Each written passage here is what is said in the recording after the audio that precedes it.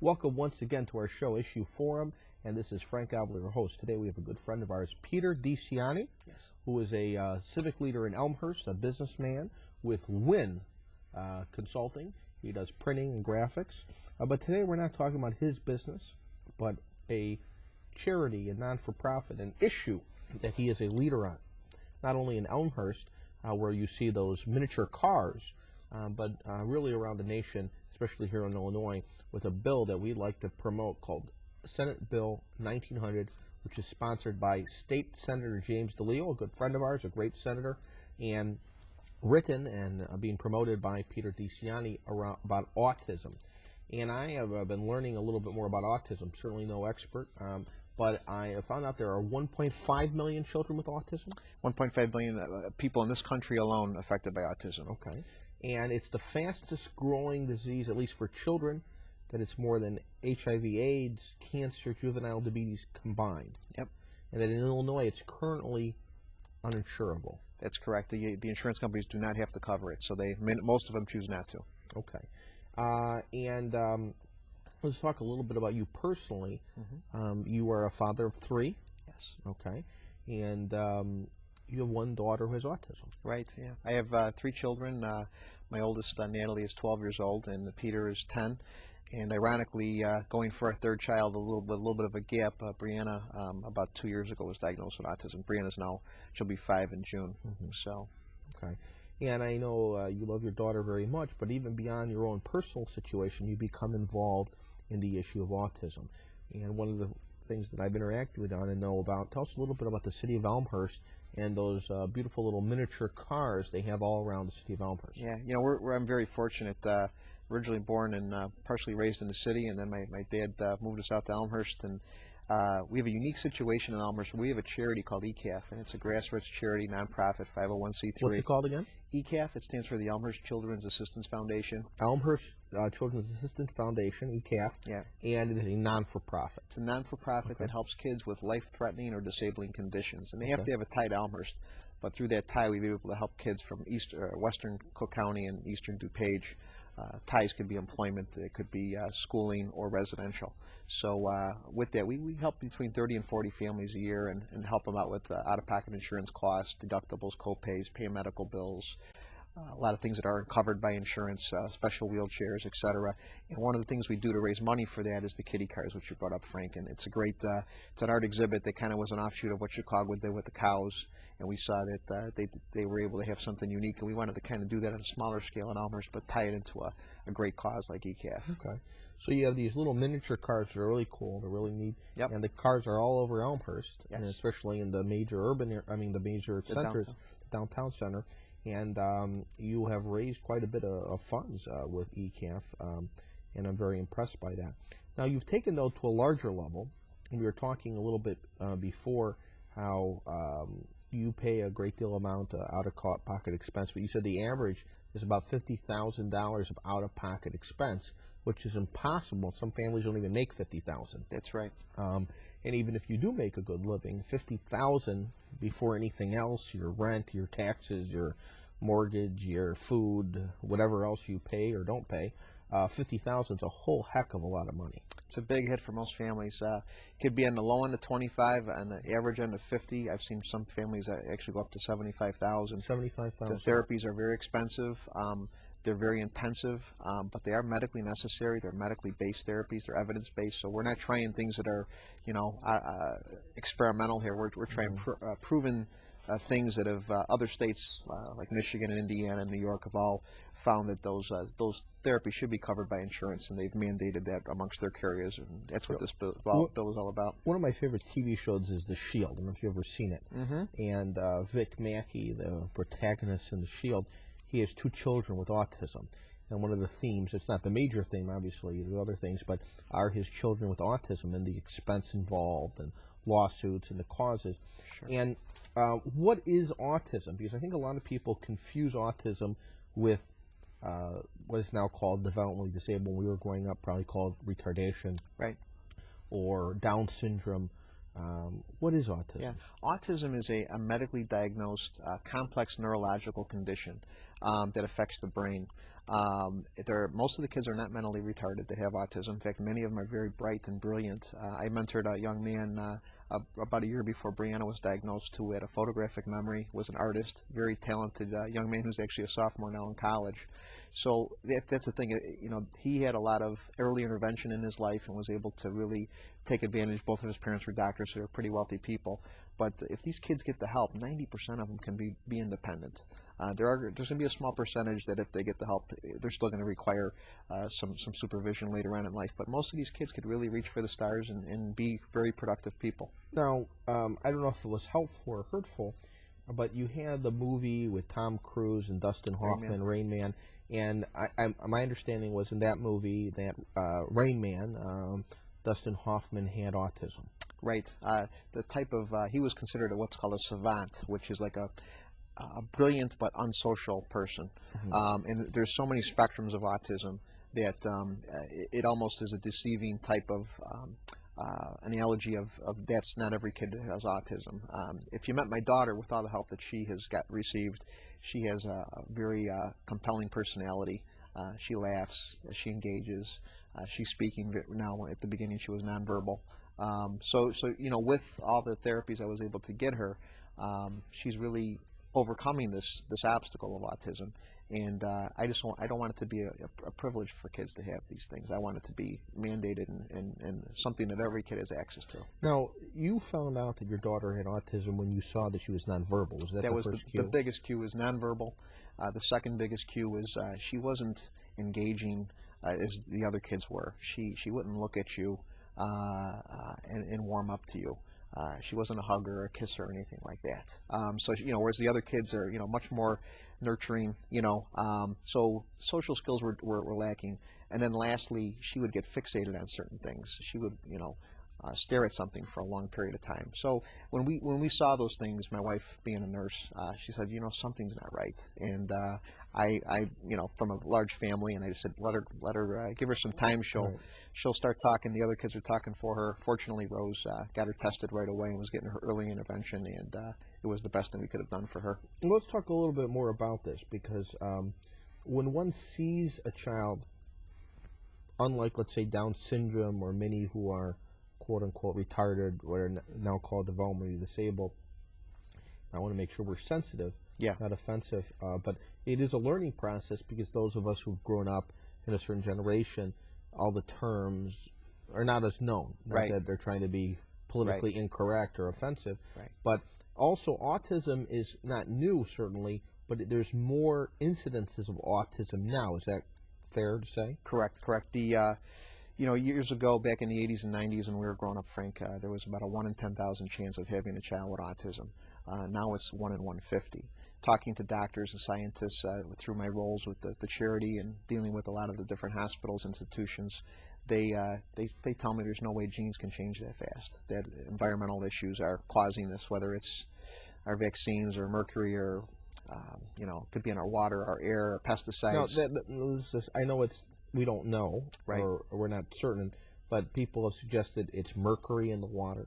That's well, mercury's been a big alarm, because we know it's toxin, we know it's bad, and that was in a lot of our vaccines for many years. It still is in trace amounts, and unfortunately in the Midwest we have a lot of coal mines which produce mercury, goes up into the atmosphere and comes down in the rainwater. So yes, you know, it is unfortunately everywhere, and these kids often when they're tested have high levels of metals, including mercury and aluminum. So, which is alarming, because those metals go to the brain, and this is a brain disease, unfortunately. So So autism may be a result of environmental factors, whether it's mercury, coal, water, air, and not just genetics or a genetic predisposition to it. Right. No one in my family's ever had autism before. So on my wife's side nor my side. So so yeah, we now, could it be that we're more aware of it? You say you didn't know, but there's always people in people's family that were a little slower or had difficulties. And are we just not? Are we now more aware of autism? That may be a minimal number of cases, but if these kids were out there, you would know. In other words, if you saw my daughter and she didn't get help, she couldn't be in a restaurant with people. She couldn't be around noise. She would hold her ears, if there's any type of commotion. So yeah, these kids, they would stick out like a sore thumb. Okay. A lot of people might look at them as possibly behavioral disorder too, because they might be in going grocery shopping at the jeweler Dominic's, and all of a sudden start freaking out and crying, screaming.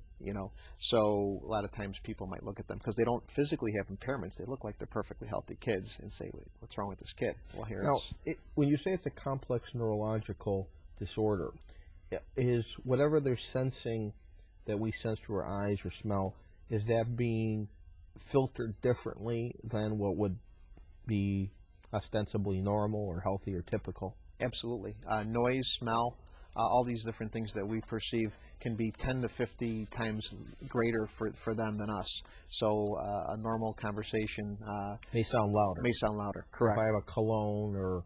That's right. Or whatever, it's enhanced. Yeah. My daughter wears really crazy colors too. She likes very vibrant colors, so she wore like a fluorescent green shirt to school because she's attracted to different things. Now, is she in a normal school or is she in the school for autism? She goes to an early childhood center in Elmhurst called Madison.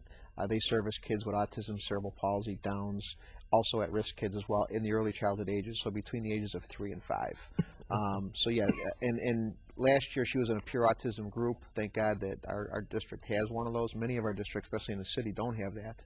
So the kids with autism are in with the CP kids and the Downs kids, and that's sometimes difficult for the kids to work with. Now, the Senate bill, as they call it, SB1900, is in the Chicago Sun-Times as of Good Friday, which was Friday, March 21st. Front cover, a great story about a Marine who died. Unfortunately, the shooting, tragic. And we got to salute all those who support our troops. And I guess he gave his heart to another Marine who had a heart disease. Yep. And he died of a transplant, which is an amazing story. And Ricky Martinez, and he was murdered in Chicago. What a great tragedy. He gave his heart to Brian Troy, who was a former Marine in the 80s.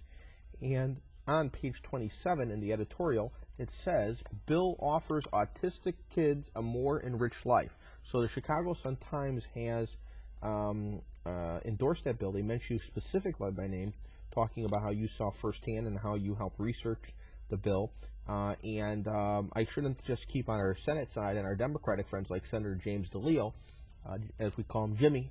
It's Jimmy DeLeo, who's a great senator. But also in the House, it's sponsored by Republican State Representative Angelo, they call him Skip Saviano.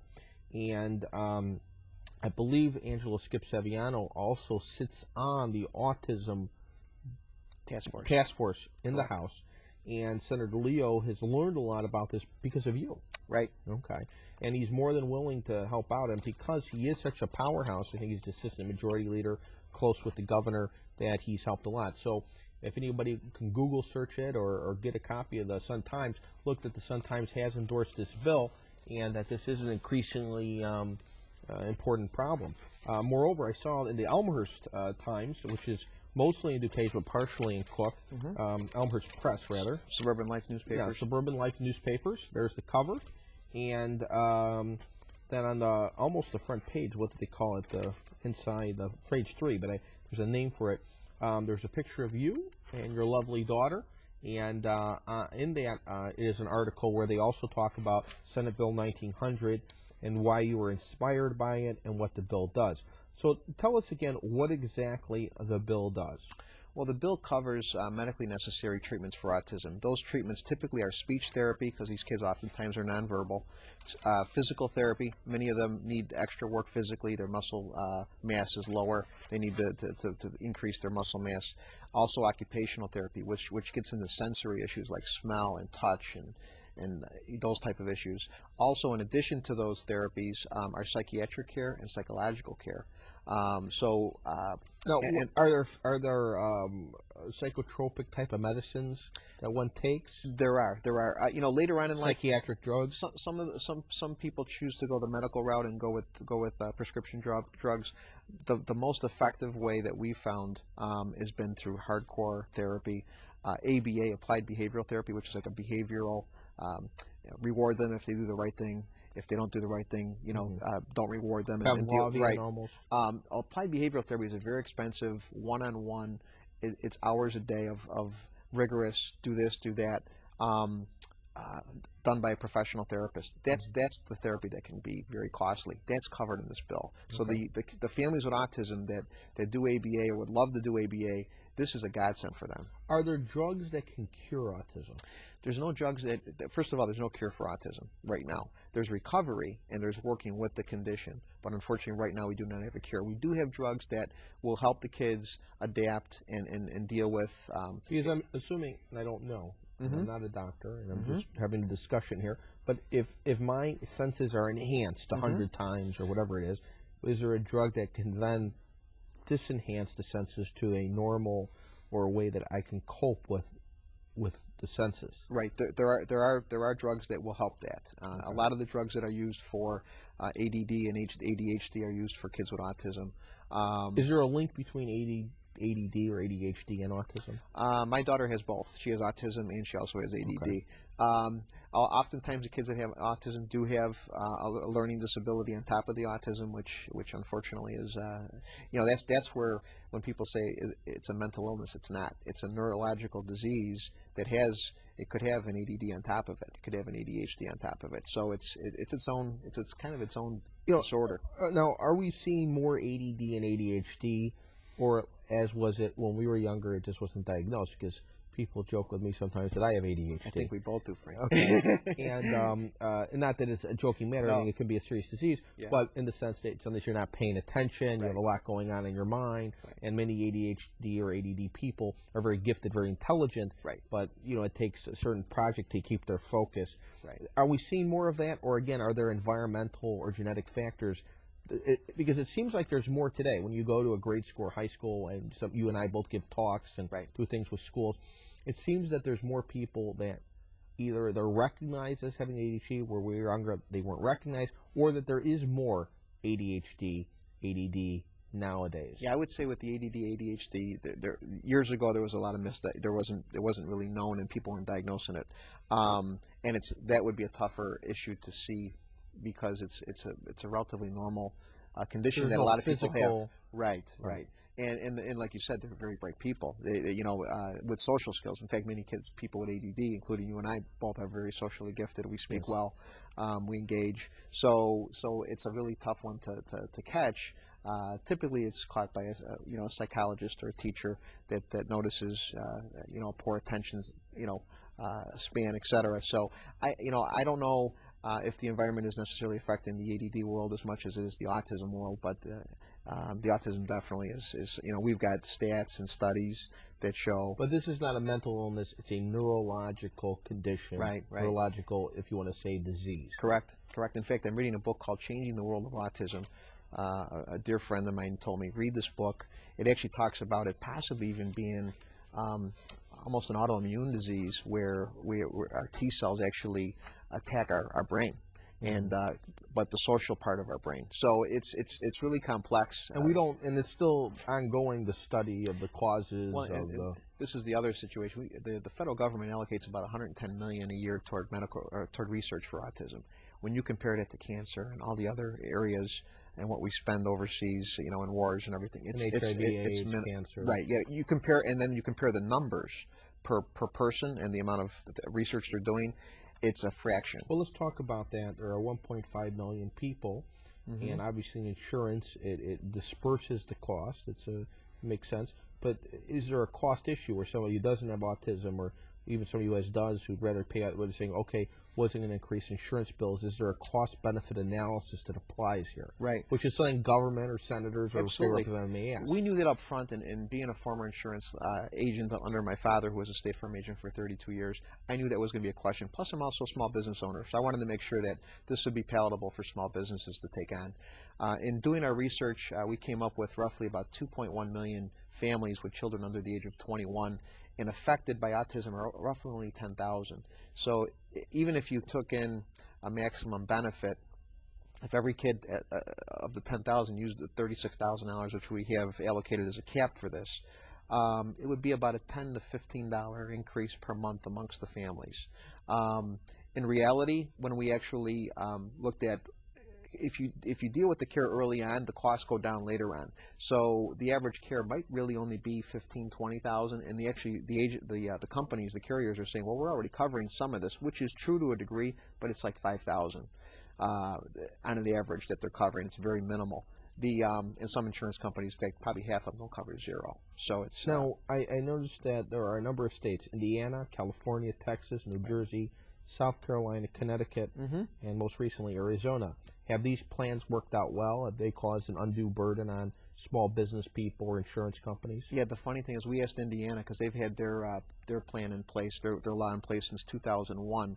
We said, okay, what's your average cost gone up? And the insurance companies won't even give us the numbers, which means that they're a lot lower than they expected. If they were higher, they would give us the numbers in a heartbeat. So we knew that this wasn't going to be an unfair... To try to discourage. To discourage, correct. So, because the person that wrote the Indiana law was a young lady that used to work here in Illinois, and I actually personally contacted her and said, do you have any raw numbers you can give me? Because if they're high, I want to know. And she goes, you know what, they have to be low because they won't even disclose them to us. Okay. You know. Now, we were talking about the scientific knowledge and efficacy of this, and in 1999, the United States Surgeon General concluded what? What did they conclude? In 1999, I'm trying to think of what I have there. 30 years of research demonstrated the efficacy of applied behavioral methods. There we go. Methods in reducing inappropriate behavior. See, I guess not everything summarized that. And increasing communication, learning, and appropriate social behavior. So the U.S. Surgeon General, the government at the upper medical and scientific levels do recognize the ABA, the applied behavioral therapy. And see, what we have, there's a lot of people trying to do things that are off the wall. They're doing chelation, and they're doing trying to take the metals out of the kids. That's not going to be covered under our plan, okay? Because it's not evidence-based. Chelation? Chelation is when they actually try to purge the metals out of the kid. They do it with oxygen therapy. They put kids in hyperbaric chambers. They will actually draw blood on kids. So there's a lot of things that are non-medically proven yet that people are trying to experiment with. Well, people get desperate when you have an issue, when people are... Right. And so there are things that are alternative, that aren't in traditional medicine, that do seem to work, at least for individuals. Right, and I'm not saying, you know, that we haven't done it, we haven't tried it, but I don't know enough about it. I don't know anything about it. We also wanted to have a bill that was passable, and Jimmy was very adamant and saying, listen, we need a cap on it. We need to have, you know, proven therapies. We can't go out and have chiropractors doing things on these kids. We need certified doctors that developmental. So it's an MD. Not to say that DCs don't provide benefit. I mean, correct. I like going to chiropractors, but sure. Yes, a chiropractor probably would not be an appropriate therapy for a child with especially autism. for diagnosis and those type of issues. We want to make sure that that person is going to be a certified developmental disorder doctor, typily like a Dana Brez-Nunes over at Loyola. And she's also at Children's Memorial. Let's talk about some research, because we only got about 5 minutes left. And if anybody's watching our show and they do have a child with autism, and particularly I'm concerned about if you're low income, maybe somebody's an immigrant, they don't know about the resources, or they misdiagnosed it, or they don't know what it is. Where can people go for some help? Maybe there's some, maybe we could put them on the screen. We definitely have to do another show on this. Are there phone numbers, websites, schools, institutions? Absolutely. Tell us a little bit about some of the resources. There's a group called the Autism Society of Illinois. Autism Society of Illinois. Which is a great site to go to. You can Google them, Autism Society of Illinois. They have a lot of resources where to go for different therapies. Okay. Actually, our doctor, if you go to their board of directors, is actually on their board. Autism Society of Illinois. Correct, correct. And Autism Speaks is a national group that is also a very good group for educational purposes. Autism Speaks. Right. And they're the largest national group. By the way, we have 5 national endorsements from autism groups. And to our producers, I think for another show we got to do a little research, get the phone numbers, get the websites on here. And we have a website for Senate Bill 1900, which will also have links to all What is the website for Senate Bill 1900? It's www.SB1900.com. Well, that's pretty easy to remember. SB1900.com, and it has links to these different groups. That's correct. Okay. Now, are there schools I know there's some in Elmhurst, obviously, that are very good, have good reputations. In the Chicago, in the actual city, other schools? There are. First of all, the Center for Speech and Language Disorders, which is where my daughter goes for speech therapy, has a location down here in the city, down in the Loop. They also have one in Elmhurst, and they also have one in Naperville. University of Illinois at Circle is actually building currently, as we speak, a $17 million school on 13th and Damon, which is going to be a pure school for kids with autism, and it's actually done through the Easter Seals group. Okay. In fact, I toured the facility last week. It's a phenomenal facility. It'll house about 150 to 200 kids, and most of which will be Chicago public school kids. So it's an all-inclusive school regardless of income. The school districts will actually be paying. Now, anybody seeing this either on TV or the internet is from the Elmhurst area, how can they get in contact with you through the Elmhurst charity? They can go to ECAF, ECAFforkids.org. That's the website for ECAF.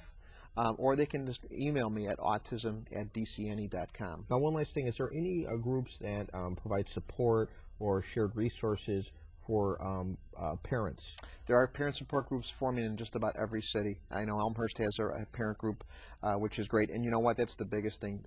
Emotionally, for parents, this is very tough. Okay. Emotional, moral support, and there are smaller groups that either have programs that provide financial support. In Elmhurst, you pay some of the deductibles, out-of-pocket expenses. And in autism's case, we pay for almost the whole thing. If the family can't afford it, you know, if they make $50,000, $60,000. Now, are you aware of other charities outside of Elmhurst for children with autism? Miracles for Mia is a Villa Park-based charity that's kind of an offshoot of what Elmhurst has done. I know there's, I had met a restaurant owner in Harwood Heights. I'm sorry I didn't do more research. Nuccio D'Argento. Yeah, he has the Vince's. Vince's on Harlem. On Harlem Avenue. It's a good restaurant, nice guy. I don't really know him that well personally, but I met him, talked to him. His child, I believe, had autism. He got very involved. He threw some fundraisers at Vince's on Harlem Avenue in Harwood Heights by Norridge in Chicago. Right, exactly. And he seemed like a very good guy. Vince was very instrumental, or Nuccio was very instrumental in getting me Joe Mantegna, who's going to be our spokesperson on the bill. He's done PSAs for us already. And Joe's also great actor. He's also got a daughter with autism. Okay. So I didn't know Joe Mantegna had a daughter with autism. We'd love to have Joe Mantegna on our show, or is Nuccio. Absolutely. Of Vince's on our show. And if you're in the Harwood Heights area or the Norwich area, it's good food at Vince's. And he's a very dedicated father and very dedicated to this issue. Absolutely. And he's actually helping build that school I just told you on 13th and Damon. It's a school he's building along with Joe Mantegna, who's got a big investment in that facility as well. Well, Peter DiCianni, I want to salute you for your hard work on this. You certainly have put a lot into this, and you've been a leader. You're very humble. You're very kind. You're a personal friend of mine, but beyond that, I think you've done a great job on this objectively, regardless of my personal friendship and knowledge of you. But I also want to thank State Senator James DeLeo, who is the sponsor of the Senate, and State Representative Angelo Skippy Saviano in the House. And if you support Senate Bill 1900, you should contact your legislators. Absolutely. And go on the website, www.SB1900.com. If you have a child with autism, I try to link off that Senate bill, learn more about autism, even if you don't have a child. I pray that nobody does have a child with any problems, that they're all perfectly healthy, but in real life in the world they are. And it can be shocking and difficult, but hopefully there's resources out there that we can bring every child with care and love into this world. Any final words, Peter? I really appreciate you having us, and this is the kind of exposure we need to get the issue out, so I really appreciate it. Well, it's going to be on the internet, too, on Google Video, so email it to everyone you can think of. Perfect. And to our viewing audience, thank you for watching. Let's help these children with autism. God bless you. Goodbye.